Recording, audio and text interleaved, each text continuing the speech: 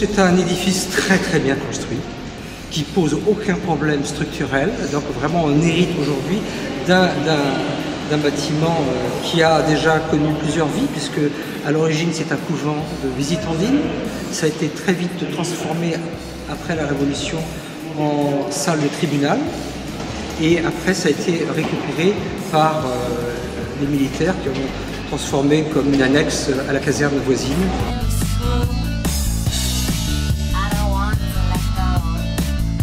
On a fait la peau d'abord, extérieure.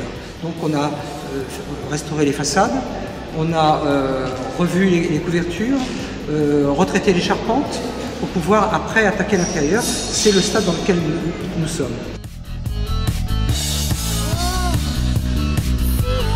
On est en train de couler le dallage béton de l'ensemble du chantier.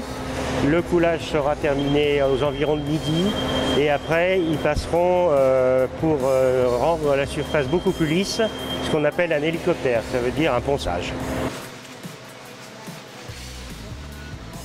Au niveau des décors donc, qui sont en sous-face des deux voûtes, ces décors seront entièrement réhabilités et refaits à l'identique. Ils seront après mis en valeur par une différence de couleur entre les deux dômes et les décors proprement dits. Donc il va y avoir là un échafaudage qui est en cours de montage qui va couvrir l'intégralité des volumes, ce qui est énorme. On en profite pour vérifier les hypothèses quant aux couches picturales qu'il y a à l'intérieur de la chapelle. C'était des décors toujours très sobres, donc on va rester sur un décor très sobre. On restituera toutes les moulures qui ont disparu, qui sont d'origine, de toute façon, et on va rétablir des dorures au niveau du chœur, là où on sait qu'il y en avait. Et on va se poser des questions quant aux niches qui sont à restaurer. Mais pour le reste, ça va être une réhabilitation très simple dans l'esprit de la chapelle d'origine.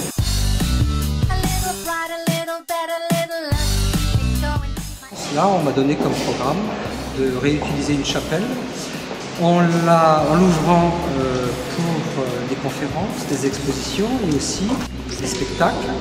Architecturalement, pour moi, ce qui m'a marqué, c'est une œuvre forte de Brousseau et qui mérite d'être réhabilitée.